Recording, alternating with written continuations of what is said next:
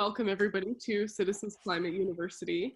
This program, most of you know, is created to help our supporters and especially newer volunteers to connect with each other and give them the tools that they need to achieve their goals as we advocate for dividend and the Energy Innovation Act. So this week we're going to cover how to generate editorial endorsements. I am hosting the call tonight. My name is Flannery Winchester. I'm CCL's Communications Director, and presenting for us tonight will be Steve Valk. So thank you everybody for joining us. As I said, I'm Flannery Winchester, CCL's Communications Director, and Steve Valk is our Communications Coordinator. He's going to be leading our presentation tonight. And tonight what we'll go through are, we'll achieve these 3 learning goals, hopefully by the end of the night. First, we hope that you leave here having learned the role of a newspaper's editorial board and also the power of their endorsement. We hope that you will understand how to engage your editorial board, specifically through meetings and sending them information. And then we'll also quickly review the resources that CCL creates to help you do this. So with that, I'm going to kick it over to Steve. So anyway, so our agenda, as Flannery was saying, we're going to talk about the role of the editorial board and the ways that you can engage the editorial board at your newspaper. So let's talk a little bit about the role of the editorial board. So in newspapers, you've got the news side and you have the opinion side. So the news side are the reporters. They write the stories, the news stories that appear in the newspaper. And then over on the opinion side, you have the editorial department. And there's usually kind of like a little wall of separation between the news and the editorial department. You won't see reporters sitting on an editorial board because they're not supposed to be expressing opinions, So the editorial board controls what the newspaper has to say about the issues of the day, and what they will normally do is meet in the morning. They'll get together, and they'll take a look at what's in the news, both locally and nationally, and they'll make a decision on what are the stories, what are the issues that we want to weigh in on today. And then once the board has decided what they want to write the editorials about and what their position is on it, they will usually hand that over to one of the members on the editorial board. Usually there's there different people on the editorial boards have different areas of expertise. There might be somebody who writes about education. There might be somebody who writes about government. Might be somebody who writes about environmental stuff. But they'll hand that over to to somebody to write the editorial for the board. And then once that's written, then the opinion editor will take a look at it. They'll edit it, and boom, that's how you get an editorial in the newspaper. That's the official view of the newspaper. And these editorials can be very influential, of course. They're being read by all the readers in a newspaper. If you're in a big city, you can have hundreds of thousands of readers looking at these editorials. And particularly if they're editorials that are aimed at members of Congress, a lot of times we'll get these editorials to actually mention a member of Congress by name, urging them to do something. And the other thing is that politicians will come back to these editorial boards when they're seeking re-election. And what they'll want is they'll want the endorsement of the newspaper to be re-elected. So if there's an editorial in the newspaper about some legislation in Congress that the newspaper is supporting, a member of Congress then will look at that and go, maybe if I want their endorsement for my re-election, I might need to take a look at this legislation and see if I want to support it. So the editorials definitely carry a lot of weight with members of Congress. It's probably about the highest leverage media that you can generate as an editorial endorsement for something. So let's move on and take a look at a couple of editorials. Let's look at the New York Times, the Washington Post, recent editorial in the New York Times. Congress stopped President Trump's rush to war with Iran, and this was an editorial specifically speaking to the Republican members in the Senate, asking them to say, hey, look, Congress is the one who's supposed to determine who we go to war with. The executive can't unilaterally make that decision. So let's have a little check on that. So that was an editorial that was in the New York Times. And then the Washington Post, you may have seen there was a story in the news about how they're rolling back nutrition standards in school. The previous administration, shall we say, did a lot to improve nutrition in schools. Apparently, the administration wants more pizza in the schools, and so the Washington Post said, there's a problem with childhood obesity. Maybe this isn't a good idea. So that's an example. Those are two examples of some editorials that were playing off of things that were in the news recently. So we have a couple of examples of some recent editorial endorsements, actually, for the Energy Innovation and Carbon Dividend Act, and the South Florida Sun Sentinel. They're in Fort Lauderdale, actually. The headline on this thing is, just says it all. Bill to curb climate crisis would impose fee on greenhouse gases. Citizens get monthly check. What's not to like? And I got to just read a little bit from that editorial.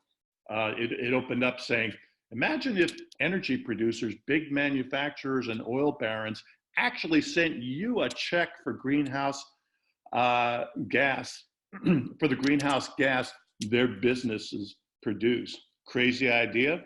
Before you think that could never happen, you need to check out a plan being pushed by Citizens Climate Lobby. And so, the whole editorial was just phenomenal. It was a great endorsement for the bill. Also talked about our organization, and it mentioned Florida's two senators by name, and to kind of urge them to support the legislation as well. So that was in Florida, and then over in Colorado, in the Grand Junction Daily Sentinel, they had an editorial. Headline was a little shorter here, a carbon solution, but I'll read you a little bit from that. They said, at a time, and I have to kind of preface this by saying that the Daily Sentinel is a little more conservative than a lot of newspapers around the country. So getting an editorial in the Daily Sentinel was really kind of a coup for our volunteers out there. So they said, this is just an excerpt. They said, at a time when the Green New Deal and other onerous measures seek similar outcomes, from a partisan perspective, we like carbon fee and dividend because it doesn't involve new taxes or unfairly hammer or favor any one industry. Costs are shared, but more importantly, we pull our heads out of the sand and start constructively addressing climate change without adversely impacting the economy. So both of these editorials were just phenomenal. And as a matter of fact, we have a blog up on the CCL website about the editorial that appeared in the Daily Sentinel and how that came about, if you want to check that out. There may be a possibility that your newspaper does not have an editorial board. As we know, the newspaper industry is kind of shrinking, and a lot of newspapers have looked at opinion pages as, well, maybe they're kind of a luxury, and some papers have actually altogether eliminated opinion pages, or they've stopped doing editorials. Maybe they'll run syndicated columnists from around the country and some letters to the editor. So they may not have an editorial board. And so this is what Flannery was mentioning before the call. If there's no editorial board, if your newspaper doesn't run editorials, perhaps the thing to do is to pivot over to the news side and start pitching stories to newspaper reporters. But that's a whole other training that we can get into in terms of cultivating relationships with reporters and pitching stories and things like that, because we have a lot to offer them in terms of good stories. So as I said, newspaper might not have an editorial board. They might not do editorials. If that's the case, maybe we want to look at the news side. So let's take a look at the various ways to engage your editorial board. So there are several things that you can do to develop that relationship. And the first thing you can do is to have a meeting with them to educate them on topics, and also for us to learn their thoughts. So that's one thing, and it's probably the most effective thing we can do. Is to meet with an editorial board if they do meetings. It's not unlike developing a relationship with a congressional office. The best thing you could do is to meet with your member of Congress. Yeah, well, let's meet with the editorial board. So if you can't get a meeting with the editorial board, the thing to do would be to send them the editorial packets that we put together. And so several times a year, what our communications department will do is we'll put together these. If you don't know what an editorial packet is, it's basically kind of a backgrounder on our legislation that kind of puts it in the context of what is happening in the news. And so these editorial packets are designed to be a resource to help a newspaper editorial writer write their own editorial and write an endorsement for it.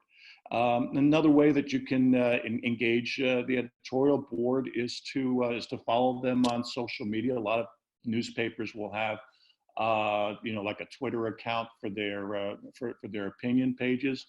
Maybe there's a Twitter account for the person who's the opinion editor. Follow them on social media and interact with them when you can. So those are several of the ways that you can interact with the editorial board.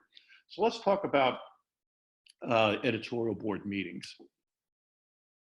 So first of all, who do we meet with?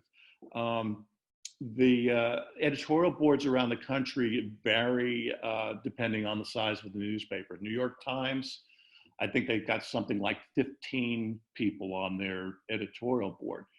Most medium-sized newspapers might have a handful of people, maybe 4 or 5, who sit on the editorial board. And typically, the people who are on the editorial board would be the editorial page editor. Maybe you'll have somebody who edits the op-eds and the letters to the editor, and there might be some people who write columns for the newspaper, and there might be even somebody on the board who isn't a columnist, but maybe they just sit on the board and they're one of the people who writes the editorials. So the size of the editorial board can vary, but you can usually get the contact information for the newspaper's editorial page editor on the newspaper's website. Usually, if you go down to the bottom of their homepage, there's usually a contact us link. And if you go to that, normally a newspaper will have a directory of the people who work in the news and editorial departments, and that's where you'll find the editorial page editors. So you probably want to start with that editorial page editor in terms of requesting a meeting. And so when you do that, it's not unlike the process that you would go through to get a letter to the editor in the newspaper. Usually when we're getting letters to the editor, we read the newspaper every day, and we look for those, what we call letter to the editor opportunities to respond to something.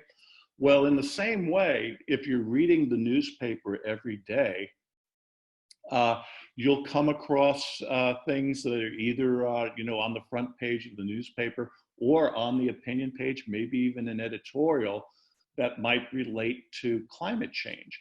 And so when you see something like that in the newspaper, that it's an opportunity then to interact with the opinion editor and request a meeting. So look for those. Do a little research about what the newspaper is covering, what they're writing about on their opinion pages, and see where you can engage them in terms of what they're publishing. And you can write to the editor and request a meeting with the editorial board. And yeah, that and in the request that you would make to the editorial board, you would just kind of open up and explain who you are with Citizens Climate Lobby, and that the climate issue is important to you. Reference what the newspaper has done on the issue, and then say, hey, there's a great solution that we're working on, that we'd like to come in and educate the board about, and perhaps get some support from the newspaper so that the solution can move forward in Congress.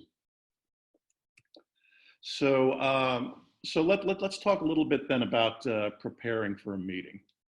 So the first thing that you'd want to do is to form a team. So decide who in your chapter is going to attend the meeting. Now, a lot of groups have assigned somebody in their group to be what we call the media manager in the group. So that might be the lead person for doing a meeting like this. You can also think about some of the other folks in your group who do well in meetings and communicate well. They might participate. Might also be good to see who in your community, particularly people who you might call influencers, who you actually talk to and who support our legislation. Might be good to bring them into a meeting as well. It could be somebody who's the head of a big company, could be a local politician, it could be a church leader, but somebody who's influential in the community, who's on board with our legislation, might also be good to bring into a meeting. So then, once you form your team, what you want to do is to create an agenda for your meeting. And as I mentioned before, we have these editorial packets that really kind of lay out the case for an editorial to be written endorsing the legislation. So you can kind of use the editorial packet as a guide to form the agenda for your meeting. And just like with a meeting with a member of Congress, you'd want to assign different roles to the people who are going to be going into the meeting. You want somebody to be the lead, you want somebody to take notes, maybe a timekeeper, and so forth. But in that respect, you do want to have everybody know, okay, what's my role in the meeting. So definitely you want to assign some roles.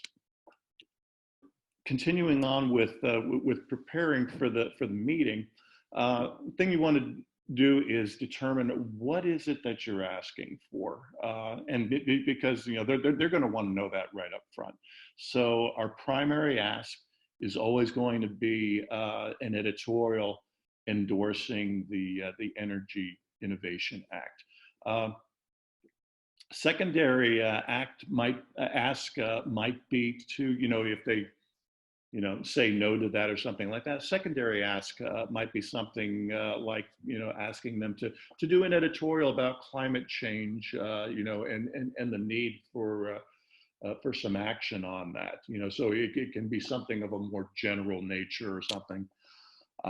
And then another secondary ask that you can consider is, getting the newspaper to publish an op-ed from somebody in your group.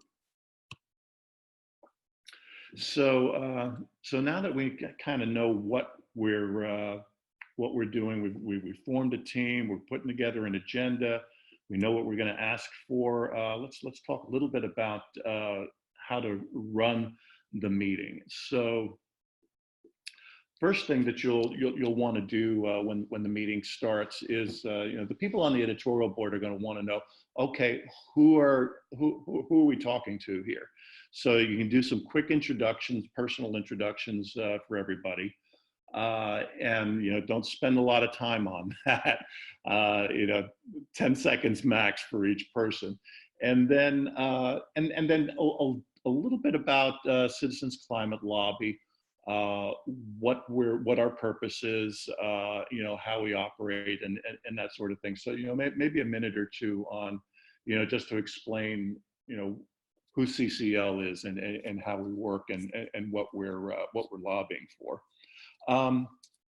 And then you want to kind of clarify the purpose of the meeting. So you might say something like this on the next slide here. We think the newspaper's voice is valuable in this discussion. Your paper could encourage Representative Smith to act by publishing editorials endorsing the Energy Innovation Act. That's what we've come here today to ask. So you want to get the purpose up front with them, so they know right off the bat, what is this meeting all about? What are you asking for? So then after that, what you'll want to do is, after you've clarified the purpose of the meeting, you'll want to do a kind of a quick overview. Since you're asking for an editorial endorsing the legislation, you'll want to talk about the legislation and tell them what it is, how it works, and all of that.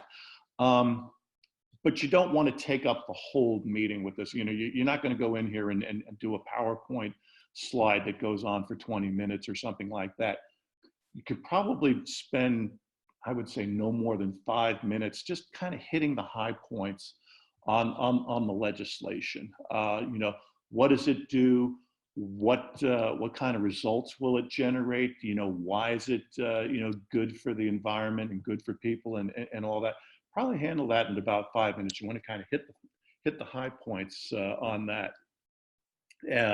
And then, because what you really want to do, you don't want to have a one-way conversation with the editorial board, because if you're doing all the talking, you've got absolutely no idea what they're thinking and what they're willing to do. So after you've kind of hit the high points and they have some idea of what the legislation is and what it does, kind of pause and ask for questions. And so you might say something like, okay, we'd like to stop now and hear from you. What are your thoughts, questions, and concerns about CCL's work or the Energy Innovation and Carbon Dividend Act? And so now you'll have a lot of back and forth with the editorial board to answer some questions. And so once you've done that, probably the Q&A with the editorial board is going to take up a fair amount of time. Newspaper people are generally by nature inquisitive, so they will ask a lot of questions, and so come prepared, to think about, okay, what are they going to be asking about? Let's have some answers ready for them. And so when that is all done, then you'll want to try to wrap up the meeting. And so what you'll want to do in wrapping up the meeting then would be to kind of repeat the ask and just be right up front about it. Would you be willing to write an editorial endorsement for the Energy Innovation Act? And so if the answer is yes, thank them, and offer one of the local CCL folks as a contact who can be a resource for more information as they write. If they publish an editorial, fantastic. Share it on social media. Give it to your chapter's congressional liaisons. to make sure that, that the editorial gets to those congressional offices and then file a field report. If the answer is maybe, thank them and then determine when would be a good time to follow up and who should they follow up with. Yeah, because it's quite possible, and you'll probably see this more often than not. At the end of the meeting, they'll say something like, "Well, you've given us a lot of to think about here. We'll bring this up in our next editorial board meeting and make a decision on it." So at that point, if it's a maybe, just ask, "Great. When should we get back to you? Who should we talk to?" And then if the answer is no, just thank them for their time, and and they might be saying no for for different reasons. It's not. It may not be a hard no. Like no, we'll never write an editorial about it. They might think that perhaps this isn't the right time to be writing an editorial about this. So if they say no, ask if they would be interested in revisiting this topic later on. Maybe when a local member of Congress gets on the bill, or when there's a big climate impact happening, or when local CCL volunteers go to DC to lobby for the bill. So there may be some other circumstances that might change the dynamic in terms of whether or not the newspaper is going to do an editorial. So just ask. Ask if they'd be interested in taking another look at this. Somewhere down the line. And then move on to the secondary asks that you have. Particularly the ask of having somebody in your group write an op-ed. So then the follow-up after the meeting, of course, is very important. You'll want to send a thank you note to the editorial page editor, and include with that thank you the electronic version of the editorial packet. So you'll probably hand out like a printed version of the editorial packet to the board members.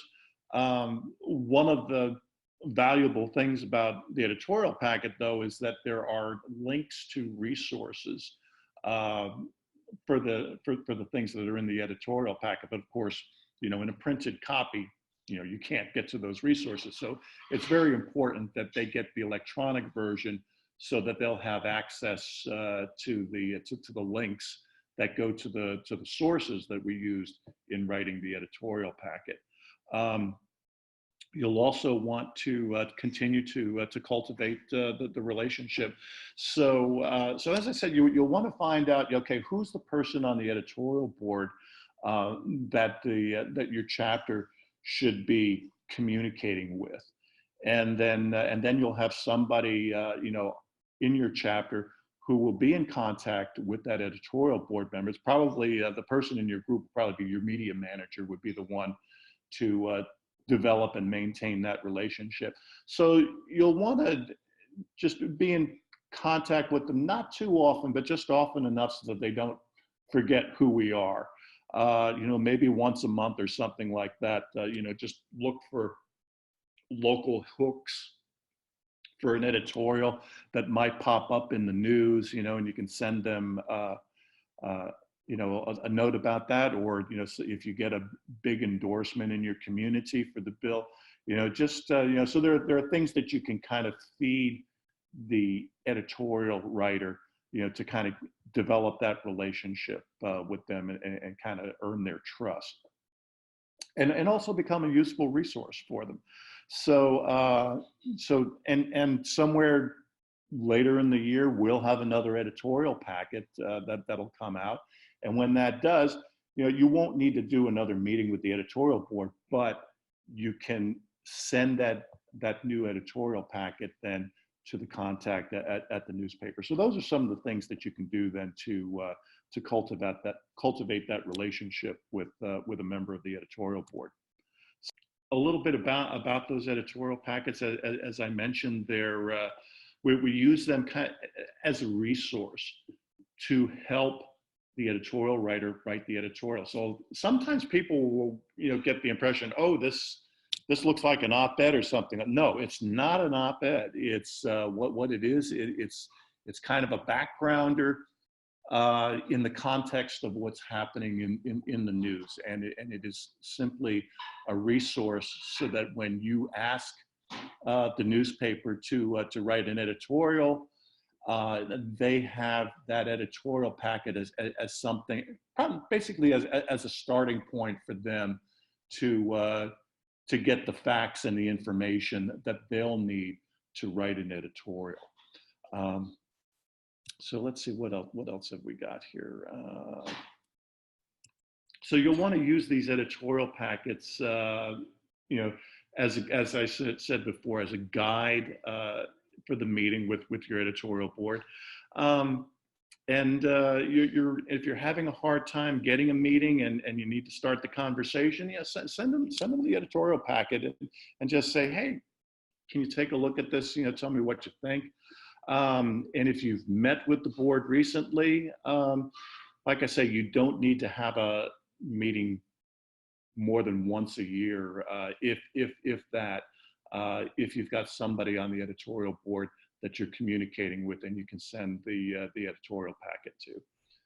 And then if you guys have more questions that we didn't get to tonight or that come up in the course of your work here, you can email myself. My email is flannery@citizensclimate.org, or you can reach out to Steve. He's at steve@citizensclimate.org. And you can also stop by the CCL community forums. We have one specifically dedicated to working with media, so you can benefit not just from our support, but also the support of other volunteers who are working on this kind of stuff. So thank you everybody for being with us tonight. And we really appreciate everything that you're doing in all the levels of media, from the LTEs all the way up to these editorial endorsements. So we will say goodnight for now, but we look forward to being in touch with you as we move forward and helping you guys find some success here. Thank you for listening to this episode of Citizens Climate Lobby's training program. You can tune into more episodes anywhere podcasts are available. Inspired by what you heard today? Join Citizens Climate Lobby to advocate for bipartisan climate solutions. Go to community.citizensclimate.org to find more trainings, resources, your local chapter, national action teams, discussion forums, and more. Be sure to like our Facebook page and follow us on Twitter and Instagram @CitizensClimate. We also invite all of our listeners to subscribe to our YouTube channel for more inspiration. And together, we are creating the political will for a livable world.